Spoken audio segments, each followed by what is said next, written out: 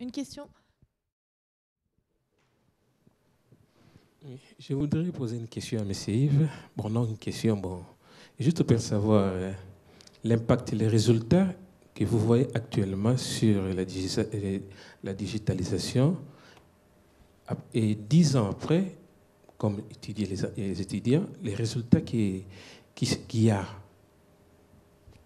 Quels sont les résultats qui donnent les étudiants? Ils sont positifs, ils travaillent mieux, de mieux en mieux, ou c'est rétréci? Je vais dire quelques mots, puis je vais peut-être laisser Eric compléter. Ce qu'il y a de certain, c'est que on est obligé de faire face à un challenge qui est d'accueillir en permanence plus d'étudiants. Donc aujourd'hui, à moyen équivalent, on est obligé de traiter un nombre sans cesse croissant d'étudiants. Je vais vous donner un chiffre. En 5 ans, le nombre d'étudiants de notre université a augmenté de 4000. C'est-à-dire qu'en gros, nous avons un petit millier d'étudiants en plus chaque année, à moyen à peu près constant. C'est-à-dire que chaque année, on rajoute un gros lycée à l'université Lyon 3 en termes de volume, pour reprendre l'analogie qu'utilise fréquemment notre président. Voilà. Donc, dire si on fait beaucoup mieux ou pas, c'est sans doute pas facile, mais en tout cas, on a réussi à maintenir un niveau de qualité dans ce contexte d'augmentation forte des effectifs et dans un contexte de stagnation des moyens. Il y a une chose qui est certaine, c'est qu'il y a quand même une adhésion des enseignants qui est vraiment croissante vis-à-vis de l'outil numérique, c'est-à-dire que je parlais tout à l'heure des contenus numériques pédagogiques, c'est-à-dire les supports de cours par exemple, et aujourd'hui on peut dire qu'on a quand même une progression extrêmement importante du nombre d'enseignants qui déposent leur contenu de cours sous forme numérique sur la plateforme e-learning à usage des étudiants. Et puis là, je vais peut-être laisser Eric nous donner son point de vue d'enseignant-chercheur. Oui.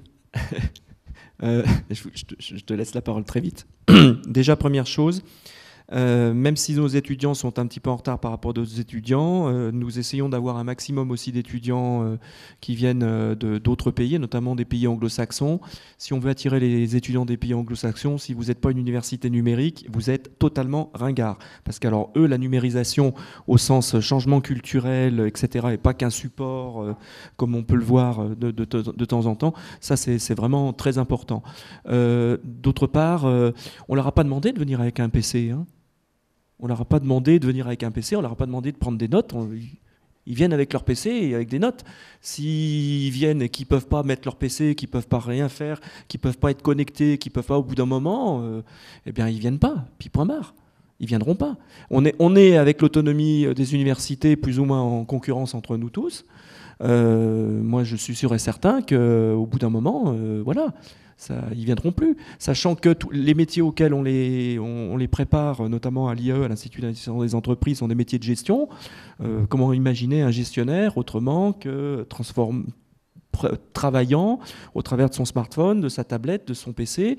Nous sommes en train de faire des formations actuellement pour que des experts comptables, avec une digitalisation totale et complète des cabinets d'experts comptables, par le SaaS, plus de bureau, enfin un bureau pour 15 personnes en smart office, et puis on se balade avec son...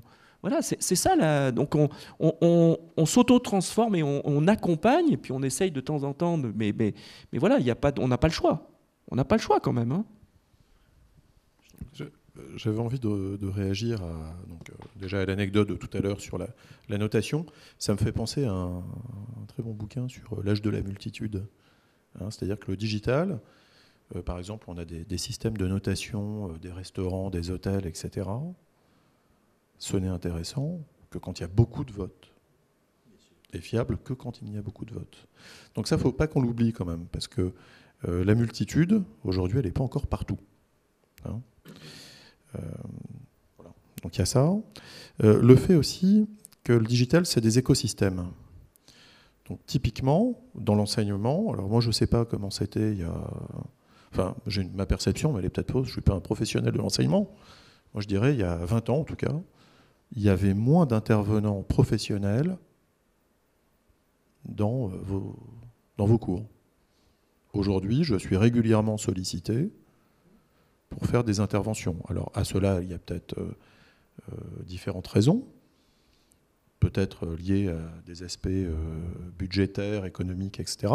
Mais il y a aussi, je pense, la demande des étudiants qui veulent peut-être des choses plus pragmatiques. Le digital, c'est assez pragmatique en fait aussi.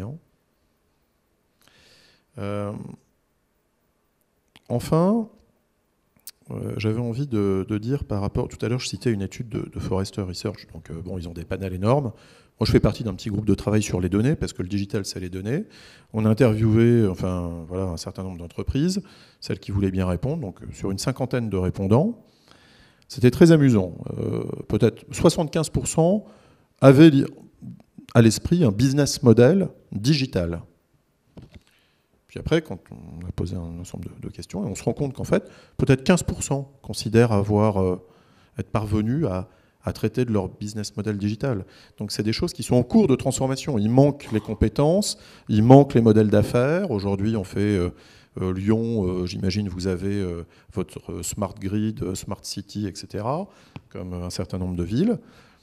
Bon, bah, y a de la technologie, il y a de la capacité à faire. Maintenant, le business model, on le cherche encore un peu. Et quand il sera là, voilà, ça va se déployer plus largement avec de nouveaux métiers, voilà. Donc on est un petit peu à la croisée des chemins. Voilà. C'est ce que je voulais également repréciser.